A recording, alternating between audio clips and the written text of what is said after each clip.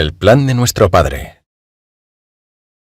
Nos gustaría darles la bienvenida al plan de nuestro Padre. Qué bien tenerle con nosotros. Soy Jeff Cavins y estoy aquí con el Dr. Scott Hahn, distinguido profesor de la Universidad Franciscana y, debo añadir, un muy buen amigo mío.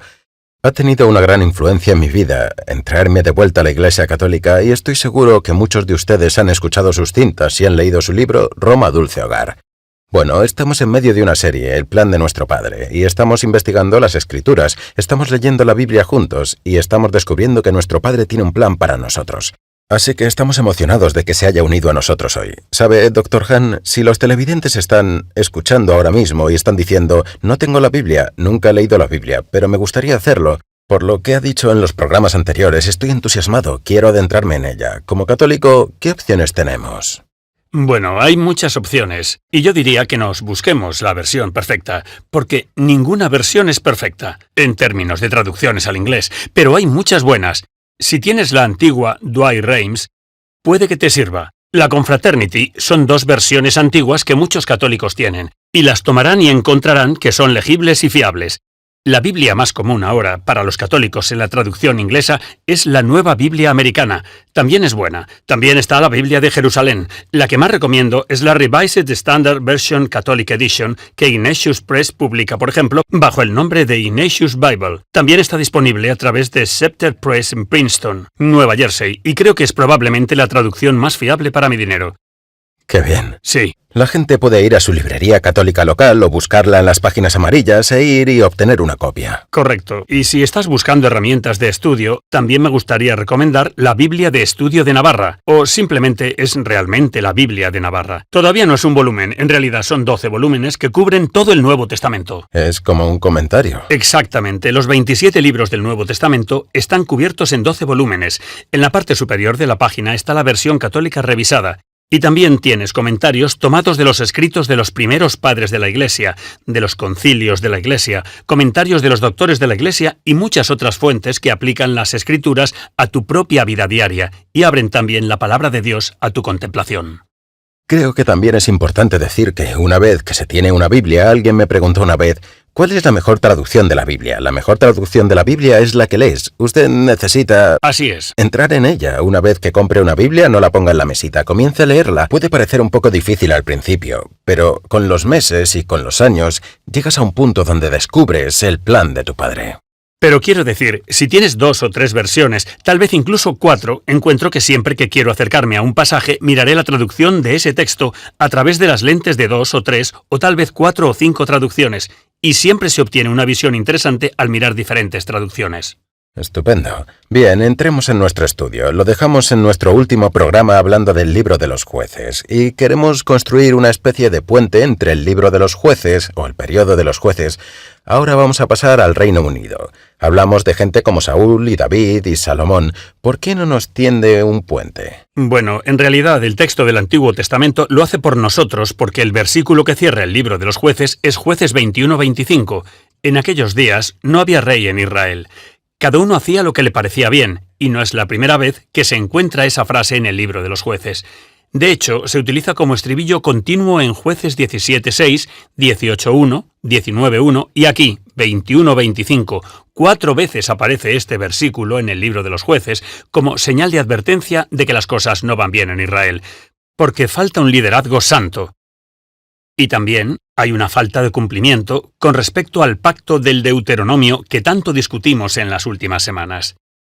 El pacto del Deuteronomio estipulaba que Israel debía entrar en la tierra prometida y conquistarla. Pero en el proceso de conquistarla y obtener el descanso, también debían esperar el surgimiento de la realeza. Y podemos entrar en las diversas razones por las que esperarían eso más adelante. Pero la ausencia de un rey representa la ausencia de un liderazgo santo. Y así, los jueces eran solo una medida interna, en efecto. No eran capaces de reunir la unidad y la solidaridad que Dios quería ver en su familia. Que realmente no es, que no se establece hasta el ascenso de David en 2 Samuel. Eso es bueno. Ese es el puente que la misma Escritura nos provee. Eso es genial. Vamos a echar un vistazo a los libros primero de Samuel y segundo de Samuel, y volveremos en un momento, y les daré una visión general de este periodo histórico, el Reino Unido. Echaremos un vistazo a Saúl, a David, a Salomón. Es un periodo interesante, es un periodo fascinante, y estoy seguro de que lo disfrutarán. Volveremos después de esto.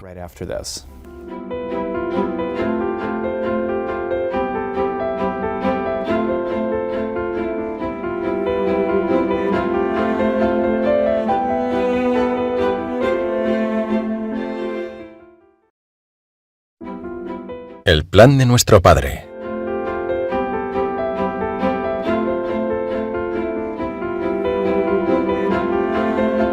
Bienvenidos de nuevo al plan de nuestro Padre. En este segmento del programa vamos a echar un vistazo al periodo del Reino Unido. Si miran detrás de mí, en nuestra tabla de los 14 libros cronológicos de la Biblia, en este momento vamos a estar mirando los libros 6 y 7. Esos son primero y segundo de Samuel, así que de los 14 libros cronológicos, de los 14 libros históricos que nos llevan a través de la Biblia en orden cronológico, estamos en el 6 y el 7. Si usted mira en el otro gráfico conmigo, aquí, en nuestra línea de tiempo de la Biblia, estamos en el periodo del Reino Unido. Esto viene justo después de Jueces. Y este es un periodo interesante en la historia de la Biblia. Vamos a echar un vistazo al rey Saúl, al rey David y también al hijo del rey David, el rey Salomón. Es un periodo interesante. El periodo de los jueces terminó con, como el Dr. Han acaba de mencionar hace unos momentos, cada uno hizo lo que era correcto a sus propios ojos. Al final del libro de los jueces había un hombre llamado Samuel. Dios levantó a Samuel para ese tiempo. Realmente se le considera el 13º juez. Los hijos de Samuel también fueron jueces, pero ellos no sirvieron al Señor. Ellos no tenían un corazón como su padre Samuel.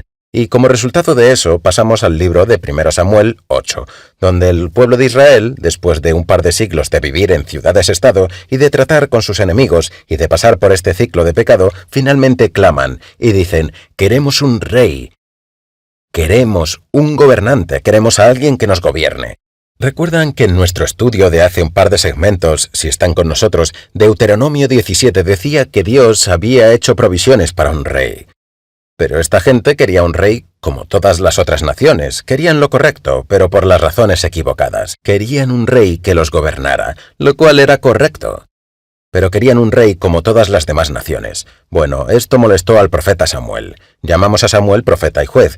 Le molestaba, le dolió. Y Dios le habló a Samuel y dijo, Samuel, esto no es contra ti, es contra mí. Pero entonces Dios le advirtió a Samuel que le advirtiera a la gente. Le dijo a Samuel que advirtiera a la gente realmente sobre dos cosas. Les dijo que si tenían un rey se iban a lamentar. Una vez que tengan un rey, como todas las naciones, se lamentarán, y Dios no irá. Y segundo, Él les advirtió sobre la manera de gobernar de un rey. La manera de gobernar de un rey es esta. Samuel dijo, si quieres un rey, esto es lo que va a suceder. Él te va a usar como mano de obra y para su propio ejército. En primer lugar. En segundo lugar, Él va a tomar tu tierra. Él va a tomar tu tierra y la va a usar. En tercer lugar, te va a cobrar impuestos. Él va a cobrarte impuestos, una 10ª parte, con el fin de mantener el reino. Y en cuarto lugar, Él va a tomar a tus hijos e hijas, y van a convertirse en panaderos, y van a entrar a su servicio. Y la gente dijo, bueno, queremos un rey, queremos un rey. Y así eso nos lleva al periodo del Reino Unido. El primer rey de Israel fue el rey Saúl, de la tribu de Benjamín. Y es una especie de movimiento político también, porque la tribu de Benjamín estaba justo en el medio del país, una tribu muy pequeña, pero muy poderosa, y actuaba como una especie de herramienta pacificadora entre algunas de las otras tribus, que no se llevaban bien entre el norte y el sur de Israel. Bueno, Samuel unge al rey Saúl. Pero el rey Saúl no funciona, tiene un trabajo duro, su trabajo es unir al reino, y tiene un par de caídas. Es desobediente, y como resultado de eso el reino es arrancado de sus manos y es dado a alguien que tiene un corazón que busca a Dios. Y ese alguien fue el rey David, el hijo de Jesé, el bisnieto de Boaz y Ruth. Recuerden que los estudiamos en el libro de los jueces. Bueno, el rey David fue ungido en privado como el nuevo rey de Israel, y después de que el rey David fue ungido, él tuvo este incidente donde peleó con Goliat. Probablemente recuerden la famosa historia de David y Goliat. El desvalido se enfrenta al campeón, y él gana. Bueno, en ese momento todo el mundo en Israel estaba entusiasmado con David. David dicen que Saúl ha matado a miles y David a 10.000. Bueno, esto volvió loco a Saúl, y en ese momento quiso matar a David. David terminó gobernando desde Hebrón durante unos 7 años y medio, y luego más tarde gobernó sobre todo Israel durante 33 años, para un total de 40. Es una manera fácil de recordar el periodo del Reino Unido. Son 120 años. Saúl reinó 40 años, David reinó 40 años, y luego su hijo Salomón reinó 40 años, para un total de 120. Bueno, David era un rey poderoso, y David expandió el reino. Y entonces, Dios hizo un pacto con David. Y este es el quinto de nuestros pactos mientras estudiamos la Biblia. Tal vez recuerden que en programas anteriores hablamos de Abraham, en Génesis 12, donde Dios le hizo 3 promesas a Abraham: tierra, una dinastía real y una bendición mundial. Bueno, la segunda promesa ha sido mejorada por un pacto en Génesis 17, un pacto de circuncisión. Y se cumple con David, aquí, en el primer libro de Samuel. En realidad, en el primero y el segundo libro de Samuel. Estamos cubriendo ambos libros. Bueno, el reinado de David llegó a su fin, y su hijo Salomón era el siguiente en la línea. Salomón iba a ser el próximo rey de Israel, y Salomón tenía el trabajo, no de expandir el reino, sino de mantener el reino. Y estaba manteniendo el reino, y emprendió un par de proyectos de construcción muy agresivos. El primero era construir un templo para Dios, y que Dios habitara en un templo permanente. En Deuteronomio se habla en el capítulo 12 de el lugar, al que los hijos de Israel iban a venir a través del río, y en el que iban a establecer la morada de Dios en el lugar. Y eso es Jerusalén. Bueno, Salomón construyó ese templo. Le llevó 7 años. También construyó un palacio para sí mismo que tardó 13 años en construirse. Bueno, Salomón era el hombre más sabio del mundo. La gente venía de todo el mundo para hablar con Salomón, pero Salomón tenía un problema, y es que realmente desobedeció la regla del rey, y en lo que un rey debe involucrarse. Cuando empezamos a leer sobre Salomón en el primer libro de Reyes, vemos que tiene una caída. Él tiene una caída. Hizo muchas alianzas con otros países, pero con estas alianzas vinieron muchos matrimonios, y tuvo cientos y cientos de esposas y concubinas. Como resultado de esto, las esposas trajeron religiones extranjeras a Israel, y así, mientras que Salomón comenzó muy grande, terminó en desastre, y fue muy duro con el pueblo. Hizo con el pueblo todo lo que Samuel dijo que haría un rey: el impuesto, y usar a sus hijos, la tierra, etc. Muy duro con el pueblo. Y el pueblo se desanimó. Estaban descontentos por esta situación. Y esto nos llevará al siguiente periodo, que es el reino dividido. Les hemos dado una especie de visión general de este periodo. Vamos a volver en un momento y vamos a hablar con el Dr. Hahn, el Dr. Scott Hahn. Él va a entrar en algunos de estos conceptos teológicos que tenemos que explorar en este periodo. Así que volveremos justo después de esto. Right after this.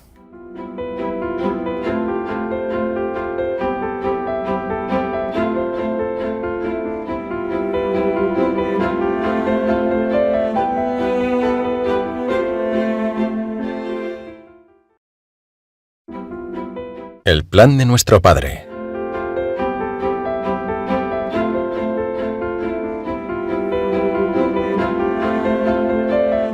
Bueno, acabamos de darles una pequeña visión general de lo que llamamos el periodo del Reino Unido, que toma los libros de Primero Samuel y Segundo Samuel y un poco de Primero de Reyes, y nos cuenta un poco acerca de estos 3 reyes principales, que son el rey Saúl, el rey David y el rey Salomón. Y una vez más, queremos dar la bienvenida al Dr. Hahn con nosotros. Vamos a hablar de este periodo. Este es un periodo divertido. Sabemos que cuando eres niño y lees historias bíblicas, o estás en la iglesia y oyes todas estas historias bíblicas diferentes, oyes hablar del rey Saúl y las grandes batallas, oyes hablar de David y Goliat, oyes hablar de Salomón en el templo. Hay tantas cosas que suceden en Primero y Segundo de Samuel y en Reyes, y lo que queremos hacer es centrarnos en alguno de los temas principales de este periodo. Sí, esta es realmente la edad de oro de Israel. Y a menudo la idealizamos. De hecho, hay muchas pruebas que sugieren que esto fue idealizado en la antigüedad por los propios judíos como una especie de prototipo del reino venidero y del Mesías. Y con razón. Pero como usted ha mencionado, hay muchos elementos muy humanos. Un montón de, ya sabe, pecados cometidos por todas estas figuras heroicas a lo largo del camino. Lo que me gustaría hacer ahora es, al pasar de la perspectiva cronológica a la teológica, dar un paso atrás y ver dónde se sitúa el pacto davídico en el esquema general de la historia de la salvación. Porque, como hemos visto, este es el quinto y realmente el último pacto que Dios hace con su pueblo en el Antiguo Testamento.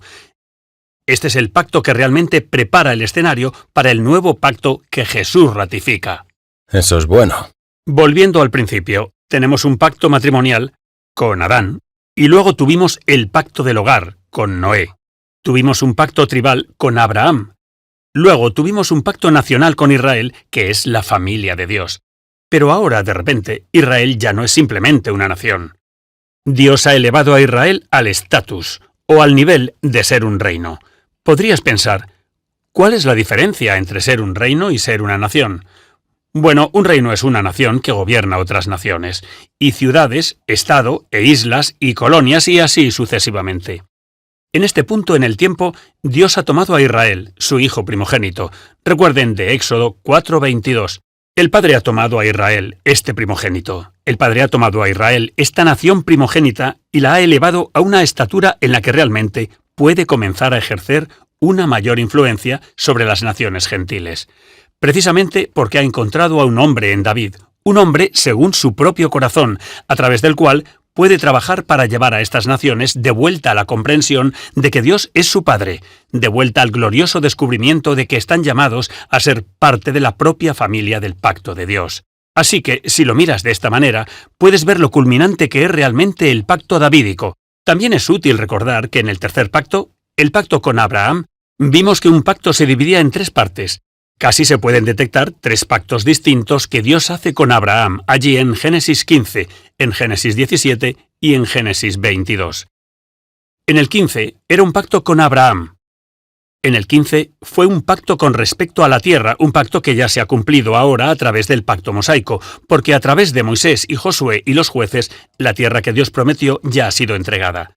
Por lo tanto, Dios ha cumplido su promesa. El segundo pacto que hizo con Abraham fue en Génesis 17, el pacto de la circuncisión, y allí Dios especifica a Canaán como la tierra en la que la descendencia de Abraham dará a luz la realeza. Así que ahora, por fin, en el período de los reyes y especialmente con el pacto que Dios hace con David, tenemos el cumplimiento de este segundo, este penúltimo pacto que estableció con Abraham. Esto anticipa, por supuesto, Génesis 22, porque fue en este capítulo que Dios hizo un juramento de pacto con Abraham como un premio, como su concesión para recompensarlo por pasar la prueba de la obediencia. Había llamado a Abraham para que ofreciera a su único hijo, el hijo a quien ama. Así, Abraham ofreció a su único hijo amado, Isaac, como holocausto. Ese es el término técnico para ello, como sacrificio, allí en la cima de Moriah. Dios interrumpe ese sacrificio, y el ángel del Señor dice, declara este juramento de pacto. Juro por mí mismo, dice el Señor, que por tu descendencia, la descendencia de Abraham, serán benditas todas las naciones de la tierra. Algo similar va a sonar ahora en el pacto que Dios establece con David. Porque el pacto davídico apunta hacia el cumplimiento de este tercer pacto abrahámico en Génesis 22. Porque en última instancia, no es solo la simiente de Abraham la que bendecirá a las naciones, sino que también será la simiente de David, o el hijo de David. Tenemos esta línea familiar continua que las genealogías del pacto trazan para nosotros para que el mundo pueda saber dónde buscar para encontrar al Mesías, el Salvador, el Redentor, aquel que va a traer la bendición de Dios Padre a toda la familia de naciones, la simiente abrahámica y la simiente davídica. Eso es interesante, porque justo cuando dijo eso me recordó la forma en que todo el Nuevo Testamento se abre en Mateo 1. El versículo inicial, sí. El libro de la genealogía de Cristo. ¿Recuerdas el Toledot? Efectivamente. El libro de la genealogía de Jesucristo, el hijo de David, el hijo de Abraham. Lo que está diciendo es realmente importante. Nos está dando como una superestructura o un marco, usando pactos a través de la historia de la salvación, y está diciendo que los pactos son realmente claves y los pactos deben de ser vistos en un contexto de la familia y que Dios es una familia mundial. Sí, esto se remonta a los temas fundamentales de toda la serie, el plan de nuestro Padre. Se exponen algunos temas básicos. Por ejemplo, Dios es nuestro Padre. Esto se hace explícito en 2 Samuel 7. Yo seré su Padre. Él será mi hijo, pero no solo Dios como Padre, sino la salvación como filiación divina. En ningún otro lugar se da esto explícitamente por Dios a un individuo antes del pacto que él sella con el hijo de David en 2 Samuel 7:14. De modo que el don de la filiación divina, como esencia de la salvación, se revela aquí, en este periodo de la historia de la salvación, de manera más explícita, clara y profunda que en ningún otro lugar. Eso es emocionante. El tercer punto era que la alianza es realmente el tema general de la Biblia y la clave para interpretar la historia de la salvación. Bueno, si ese es el caso, entonces no debería sorprendernos que estudiar la continuidad del plan del pacto de Dios es lo que más sentido tiene del significado del período davídico, del surgimiento de la realeza. El cuarto principio fundamental, era que la Iglesia es la familia de Dios y la culminación o clímax de la historia de la salvación. Y vamos a ver. De hecho, sugeriría que nuestro enfoque principal debería ser como el reino davídico fue establecido no por David, no por Salomón, sino por Dios mismo para servir a un propósito muy importante, aunque limitado. El propósito teológico del reino davídico era que por 1000 años, por todo un milenio, el milenio davídico, Dios establecería en la tierra un prototipo del reino real que Él verdaderamente desea establecer con nosotros, el reino de los cielos, la Jerusalén celestial, donde el Hijo de David, Jesucristo, reina como nuestro sumo sacerdote y Rey celestial. Creo que es un punto importante a destacar de nuevo. En este punto, con David, estamos hablando del 1000 antes de Cristo, aproximadamente. Sí. El 1000 aproximadamente. Y repita lo que acaba de decir sobre el milenio, los 1000 años. Sí, por 1000 años, Dios tiene un propósito de pacto para Jerusalén, especialmente, pero para la línea davídica. Aquí en Jerusalén, a través de la línea dinástica de David, Dios está estableciendo un modelo terrenal o prototipo del reino venidero que el verdadero hijo de David va a establecer. De acuerdo. A saber, el Mesías. Porque Jesús va a tomar este prototipo, este modelo terrenal, y lo cumplirá y lo completará, transportándolo a nuestro hogar eterno, al único lugar donde realmente ponemos nuestras esperanzas. Y ese es el cielo. Así que la Jerusalén celestial, el reino celestial o el reino de los cielos, donde Jesús es representado sentado a la diestra del trono de majestad, donde Él reina como nuestro sumo sacerdote y rey. Como tú sabes, según el orden de Melquisedec, todas estas imágenes de palabra son tomadas directamente del material que presenta el pacto davídico. Y así, para apreciar el Nuevo Testamento, para captar el significado de Jesús, el Cristo, el ungido, el Mesías, el sacerdote ungido, rey, vamos a encontrar que la mayoría de esos títulos, esas imágenes de palabras, son tomadas directamente de este material aquí en el período davídico. Este es un buen ejemplo de cómo el Antiguo Testamento y el Nuevo están vinculados. Es como si estuvieran escondidos el uno en el otro. Sí, de hecho, en el Vaticano II, la Constitución dogmática sobre la divina revelación cita a San Agustín, que hablaba de cómo el Nuevo Testamento está oculto en el Antiguo, y el Antiguo se desentraña en el Nuevo. Dice que el Nuevo Testamento está oculto en el Antiguo Testamento, pero que el Antiguo Testamento se revela en el Nuevo. Y eso resume el enfoque católico de la unidad de la Biblia, la unidad de los testamentos, la unidad del plan de Dios y la fidelidad de nuestro Padre en el cumplimiento de sus promesas. Adoramos, amamos y servimos a un Padre que cumple sus promesas. Eso es emocionante. Realmente lo es. Con el fin de preparar el escenario para esto, creo que podría ser útil hacer un viaje de regreso a 1 Samuel antes de que David sea realmente presentado. Porque en 1 Samuel 2:35, este profeta desconocido no se le nombra, anuncia al sacerdote Elí que pronto surgirá algo mucho más grande que el sacerdocio de Elí. En el versículo 35, el Señor habla a través de este profeta sin nombre y anuncia: «Me suscitaré un sacerdote fiel», en contraste, por supuesto, con los hijos de Elí que han demostrado su inutilidad. ¿Y quién es Elí en este momento? Elí es el sacerdote de Israel en este momento. De acuerdo. Pero Elí va a ver morir tanto a Ofni como a Finés. Sus 2 hijos van a morir ante sus propios ojos. Por lo tanto, él va a estar seguro de antemano que su casa sacerdotal se va a derrumbar. Y que Dios va a hacer algo nuevo. «Me suscitaré un sacerdote fiel». Y continúa diciendo, le edificaré una casa segura. Así que, a diferencia de la casa de Elí, que está a punto de derrumbarse, Dios va a levantar una nueva casa. Podríamos pensar, bueno, ¿qué es esto? Esta es una casa sacerdotal. No es una casa real, pero Dios ya nos está preparando para reconocer algo distintivo que está presente en el pacto davídico, en el reino davídico, que no está presente en la primera forma que toma el reino en Saúl. Aunque Saúl es el primer rey de Israel, Saúl era solo un rey, no era un rey sacerdote. Vamos a ver que cuando Dios establece su pacto con David, el hijo de David se convierte en su heredero dinástico, a través del cual se mantiene este reino davídico. Es decir, Salomón. Así es, Salomón, el hijo de David.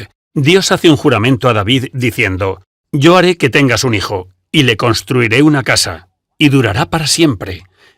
Esta es la casa segura que el profeta anónimo está anunciando de antemano. Es la casa de David establecida a través del hijo de David. Y lo que es tan singular del hijo de David es que en su coronación se canta el Salmo 110 y se describe como un salmo de David. Y así, desde una perspectiva canónica, leemos el Salmo 110 como si fuera un salmo que cantó el rey David en el momento en que su propio hijo Salomón estaba a punto de ser coronado para convertirse en el nuevo rey. Y dice, «Tú, Salomón, eres sacerdote para siempre según el orden de Melquisedec, porque Dios lo ha jurado». Y hay una banda sonora. Oh, no me digas. ¿Qué es una banda sonora? Una banda sonora en Pensilvania y Ohio es sobre lo que conduces tarde, por la noche, justo antes de llegar a un peaje. Y esto está diseñado para despertarte para que reduzcas la velocidad y pagues tu peaje. Y al leer la Biblia, creo que los narradores, guiados por el Espíritu, pusieron estas bandas sonoras no solo en el Salmo 110, sino también en otros lugares. Así, mientras conduces, no te quedas dormido al volante. Tienes que reducir la velocidad, porque este pasaje requiere atención especial. Te va a dar una visión especial, pero solo si vas más despacio y le prestas especial atención. Entonces ahora nos despertamos. Vemos que Salomón está enganchado a Melquisedec de alguna manera. Eso es en Génesis 14. ¿Qué se supone que estamos viendo aquí? Sí, nos estamos adelantando un poco, pero está bien porque hemos visto en 1 Samuel 2:35 el hecho de que Dios está preparando el escenario para levantar un rey, que no es solo un rey, sino un rey sacerdote. Bueno, la última vez que hubo un rey sacerdote en la Biblia se remonta a Génesis 14, donde tenemos a Melquisedec. El nombre de Melquisedec significa literalmente rey de justicia, pero él es el primer sacerdote mencionado en la Biblia, y fue sacerdote en Salem. Del Salmo 76, 1, 2, descubrimos que el Salem de Melquisedec es exactamente el mismo lugar que el Jerusalén de David. Así que la conexión con Melquisedec se volverá aún más interesante a medida que estudiemos estos pasajes. Así que aquí en 1 Samuel 2:35, Dios anuncia a través del profeta sin nombre su intención de levantar un sacerdote fiel, para quien Dios construirá una casa segura. Ahora bien, el profeta no dice quién será. No nos da más descripción que esa. Así que hay que ir a 2 Samuel para ver cómo Dios establece esta casa real y sacerdotal de David.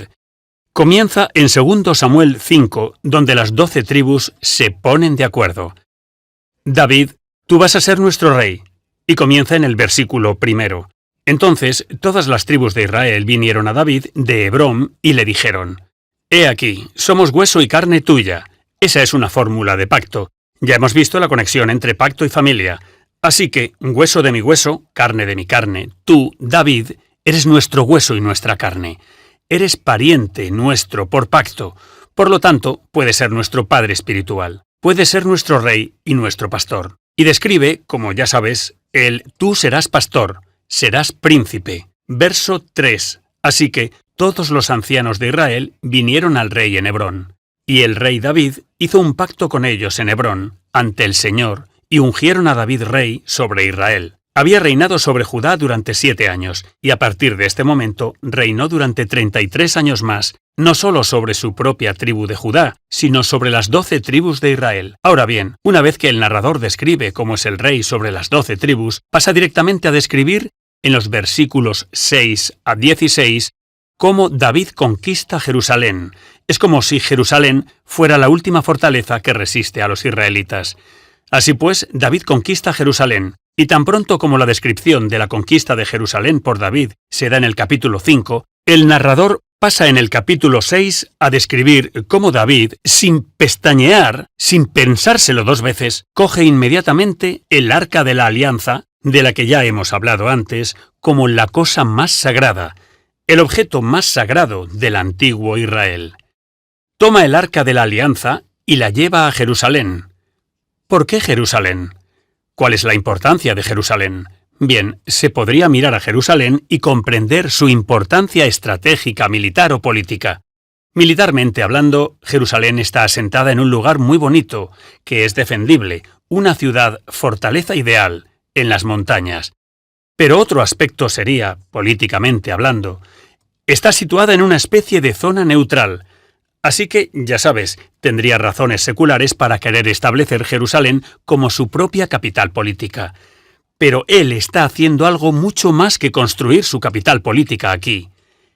Está estableciendo Jerusalén como el centro espiritual y de alianza de la familia de Dios. No solo de su imperio político. Ahora, tienes que preguntarte, ¿por qué haría eso? Bueno, regresas al Deuteronomio y recuerdas que cuando Dios te da el descanso de todos tus enemigos alrededor, ve al lugar donde el Señor, tu Dios, escoge para que habite su nombre, y allí constrúyele un santuario central. Creo que está claro que David tenía ese pasaje en el fondo de su mente. ¿En serio? Canónicamente hablando, el día del que oímos hablar, el día del que leemos aquí en 2 Samuel 6, parece decidido a establecer algo muy especial. Y yo sugeriría que tiene la intención de restaurar algo muy antiguo. Mira hacia atrás a la época de Melquisedec, cuando Jerusalén se llamaba Salem, y ve a un rey que es más que un rey. Ve a un rey sacerdote. Y ve más que un rey sacerdote. Él ve al sumo sacerdote y al rey, quien reinó sobre la raza humana en un tiempo cuando todavía estaba unificada, antes de su ruptura y de su unificación. Así que en Génesis 14 tenemos la edad de oro del período patriarcal donde hay un hombre, Melquisedec, que está gobernando sobre la gente antes de que los judíos hubieran sido segregados o aislados del resto de los gentiles. Entonces, casi nos da una imagen de lo que Dios, el Padre, quiere para la humanidad. Una familia unificada. Un pueblo de pacto unificado. Y están unificados bajo no solo un líder político, un rey, sino un líder político, que sirve como sacerdote. Recuerden, volviendo al Génesis, Adán, el primogénito de Dios, en la raza humana, el padre de la humanidad, fue hecho rey en el 6º día cuando se le dio dominio sobre toda la tierra. Pero en la medida en que participa de la bendición del 7º día, es consagrado, no solo como rey, sino como sumo sacerdote de la humanidad. Así pues, Melquisedec vuelve a encarnar aquello a lo que Adán fue llamado, pero donde fracasó. Y así, David, creo, anhela un tiempo en el que Israel y todas las naciones se reúnan bajo la paternidad de Dios y formen de nuevo una familia del pacto. Esto es un ideal, pero es algo que el pacto que Dios establece con David tiene la intención de hacer. Y cuando volvamos dentro de un minuto, creo que veremos en 2 Samuel 6, en 2 Samuel 7 y en otros textos clave cómo lo hace Dios. Volveremos en un minuto.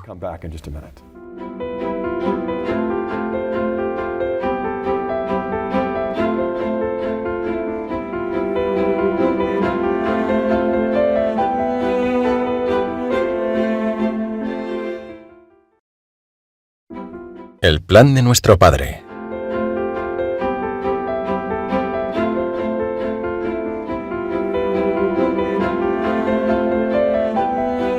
Bienvenidos de nuevo al plan de nuestro Padre, y estamos en medio de una emocionante discusión en este momento. Si se acaban de unir a nosotros, estamos recorriendo la Biblia en orden cronológico. Estamos en 1 y 2 de Samuel. Estamos en el periodo llamado Reino Unido, donde estudiamos a Saúl, David y Salomón. Estamos hablando con el Dr. Scott Hahn de la Universidad Franciscana. Dr. Hahn, todo este periodo, como hemos comentado antes, es fascinante. Hay tanto que hemos escuchado muchas de estas historias, y luego cuando se llega al Nuevo Testamento se oye mucho acerca de David. Se oye hablar de Salomón y así sucesivamente. Hablemos un poco sobre algunas de las conexiones entre este periodo, el Reino Unido específicamente, David y Salomón, y el Nuevo Testamento. Sí, en 2 Samuel 6 y 7 se plantan varias semillas que no brotarán ni darán fruto hasta el Nuevo Testamento, porque aquí se habla de que el hijo de David será adoptado y se convertirá en hijo de Dios. Pero él no es realmente el hijo de Dios, excepto por adopción.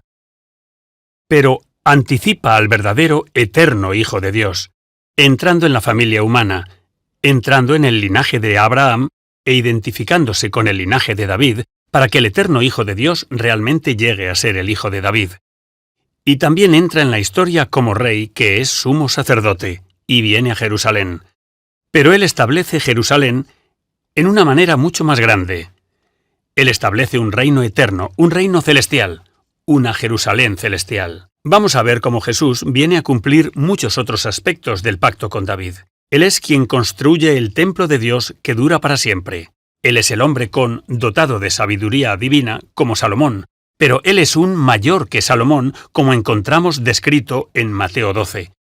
Y como Salomón, él es un hombre de paz. Él es el príncipe de paz.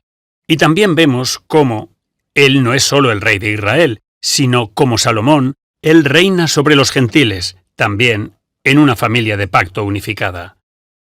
Pero todo esto hay que buscarlo en el propio texto, y vemos que esto se nos presenta al examinar 2 Samuel 6. Ya hemos mencionado que al principio de 2 Samuel 6, David conquistó Jerusalén e inmediatamente llevó el Arca de la Alianza a Jerusalén. De modo que Jerusalén no era solo la capital política, sino el centro espiritual y de alianza del pueblo de Dios. Pero la forma en que David lleva el Arca de la Alianza a Jerusalén es sorprendente, porque se quita sus galas reales. En lugar de llevar sus vestiduras reales, descubrimos que cuando lleva el Arca de la Alianza a Jerusalén, 2 Samuel 6:14, habla de cómo danzaba ante el Arca del Señor con todas sus fuerzas. Y David estaba ceñido con un efod forrado, que es el uniforme que llevan, no los reyes, sino los levitas de menor rango que prestan su servicio sacerdotal. Así que aquí está David, el rey glorioso, que prefiere entrar en Jerusalén vistiendo el atuendo de un sacerdote levita. Y no solo eso, sino que seguimos leyendo acerca de cómo David ofrece sacrificios. Allí, en el versículo 17, David ofreció holocaustos y ofrendas de paz ante el Señor. Eso no es una tarea real. Eso es un deber sacerdotal. No solo eso, sino ¿dónde lo hace? En ese mismo versículo 17 leemos: trajeron el arca del Señor y la pusieron en su lugar, dentro de la tienda que David había levantado para ella. Ahora bien, si nos remontamos a la ley de Moisés, los levitas eran los encargados de armar el tabernáculo y conducir el arca de la alianza. Así que David parece decidido a identificarse en presencia del pueblo, no solo como su rey, sino como un rey sacerdote. Esa es su preferencia. Es casi como si prefiriera estar en la casa de Dios antes que en su propio palacio real y dinástico. Usted y yo, o usted, tal vez yo, estaríamos leyendo eso, no reconoceríamos eso, pero la gente de ese día que estaba alrededor lo reconoció. Sí.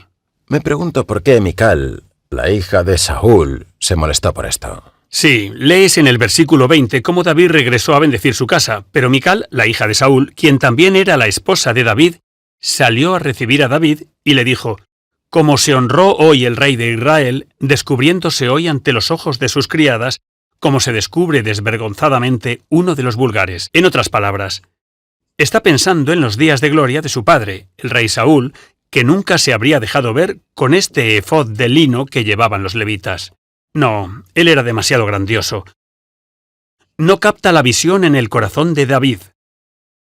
Él no anhela tanto el dominio terrenal como el ministerio sacerdotal ante el Señor como Dios. Oh, eso es bueno. Él es un hombre con un corazón tras el Señor, tiene el corazón de Dios. Eso me ayuda a entender personalmente lo que significa ser un hombre conforme al corazón de Dios. Así es. Claro que sí, pero hay un par de detalles que podríamos pasar por alto. En 2 Samuel 6:18 también leemos: cuando David terminó de ofrecer los holocaustos y las ofrendas de paz, bendijo al pueblo en el nombre del Señor de los ejércitos. Una vez más, volvemos a la ley de Moisés, en el libro de los Números. Era responsabilidad de los sacerdotes bendecir al pueblo, pero aquí está David, el rey, vestido como un levita, ofreciendo holocaustos y ofrendas de paz como un levita, mostrando la tienda como un levita, guiando el arca de la alianza como un levita y luego bendiciendo al pueblo en el nombre del Señor, como se suponía que debían hacer los sacerdotes. Y luego, para rematar en el versículo 19, después de bendecirlos, les distribuye una torta de pan, y luego, el hebreo es un poco oscuro aquí, probablemente se deba traducir una torta de pan y una porción de vino. Después de bendecir al pueblo, les da pan y vino. Espera un segundo. En este punto hay una convergencia de temas. Aquí hay un rey sacerdote en Salem. Quiero decir Jerusalén, ya sabes, que está vestido como un sacerdote, ministrando y funcionando como un sacerdote, bendiciendo a la gente como un sacerdote y luego él le da a la gente pan y vino. Hola. Sí, despierta y huele el café. Parece que David aspira a ser un nuevo Melquisedec en la antigua ciudad de Melquisedec. Así que un nuevo Melquisedec en la nueva Salem, estableciendo algo así como la edad de oro del período patriarcal. Una vez más, como la familia humana ha crecido mucho, se ha desunido.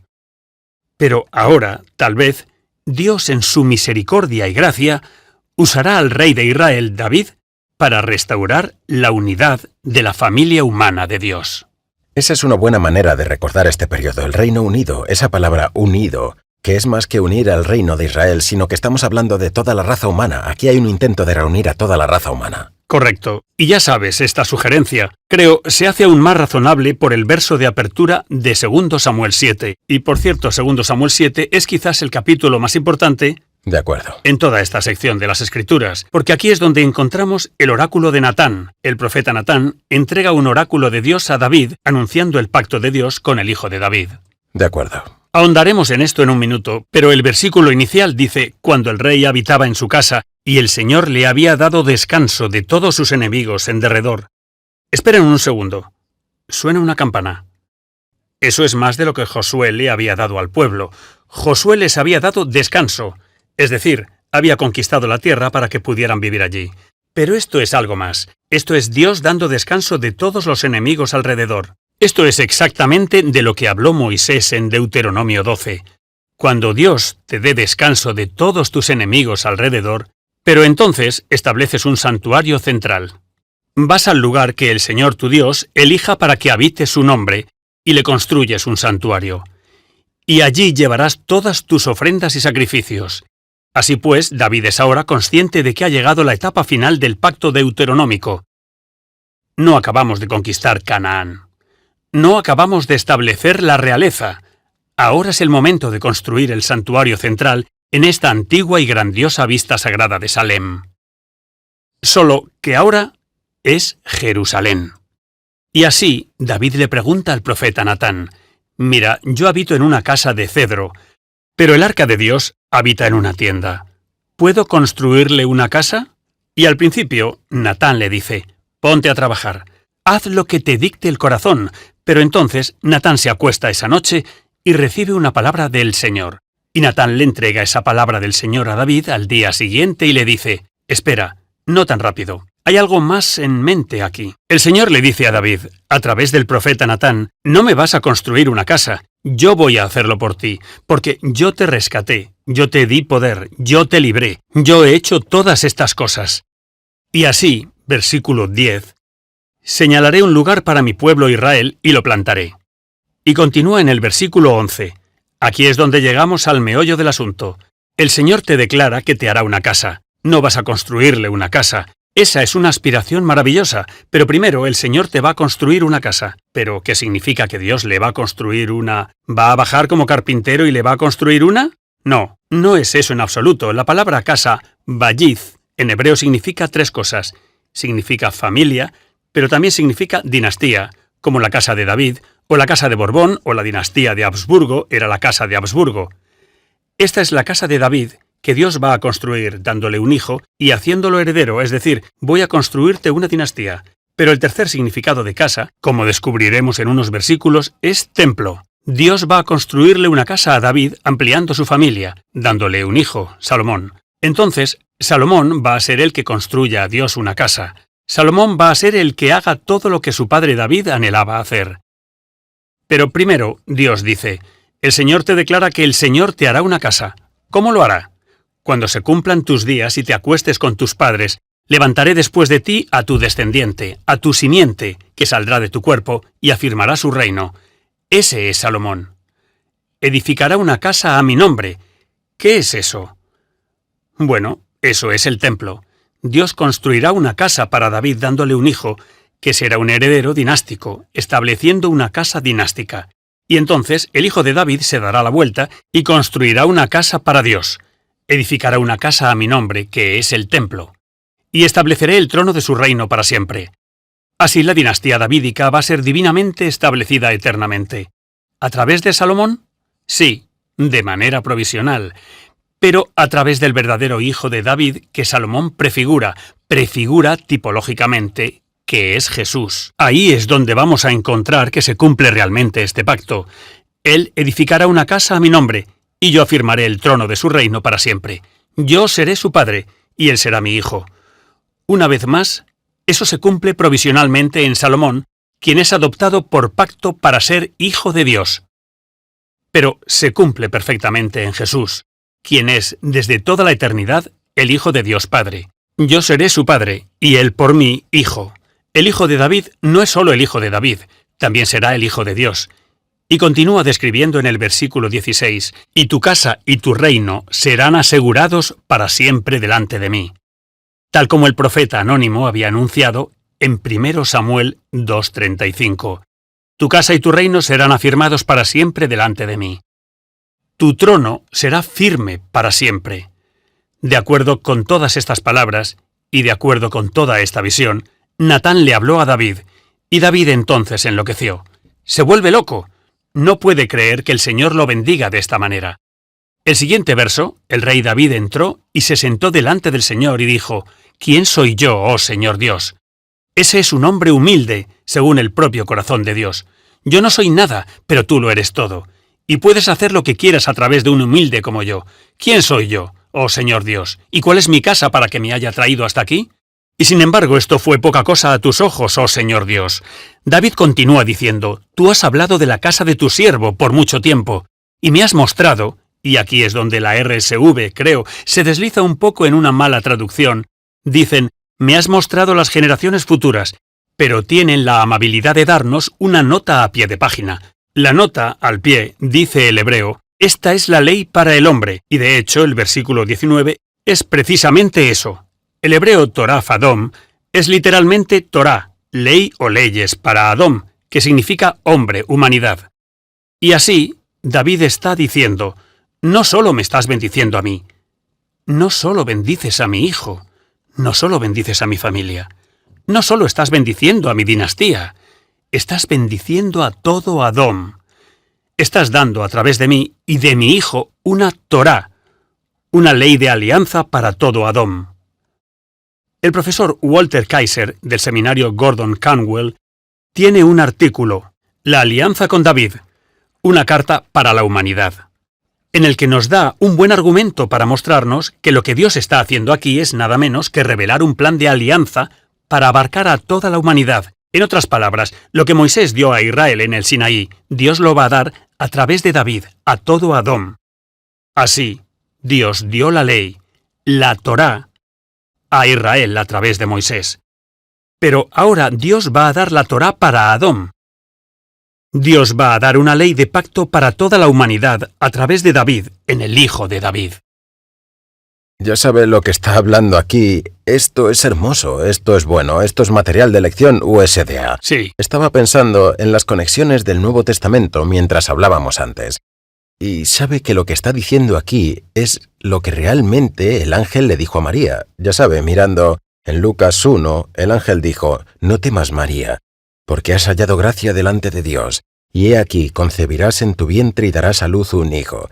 Y le pondrás por nombre Jesús, será grande y se le llamará Hijo del Altísimo, y el Señor Dios le dará el trono de David, su padre, y reinará sobre la casa de Jacob para siempre, y su reino no tendrá fin. Sí, qué bonito. De hecho, vamos a entrar en esto en un momento, pero María y Jesús son una conexión davídica. Realmente lo son. Ese es el significado teológico. En Apocalipsis 12, por ejemplo, esa mujer que aparece como una gran señal en el cielo, vestida con el sol y la luna bajo sus pies, sobre su cabeza, una corona de 12 estrellas. ¿Quién es esta mujer? Bueno, hay muchas especulaciones. ¿Es la sinagoga? ¿La iglesia? ¿Es María?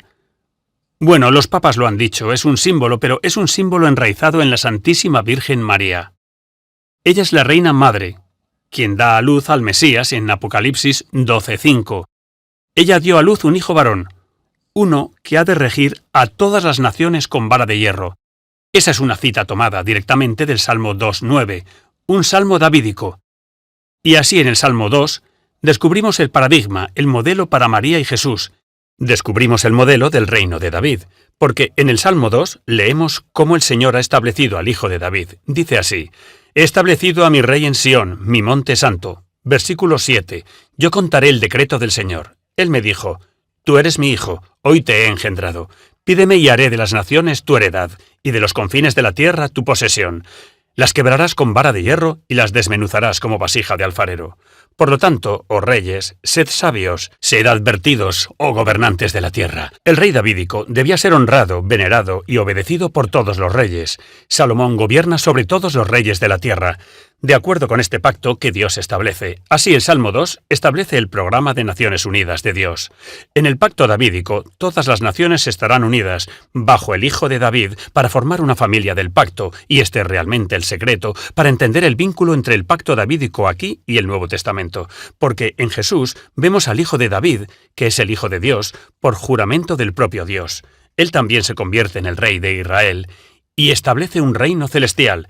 El reino de los cielos es lo que él viene a anunciar, y lo hace cuando asciende al cielo y se sienta a la diestra de Dios Padre, como este rey sacerdote, según el orden de Melquisedec. Allí, él construye para nosotros el templo eterno.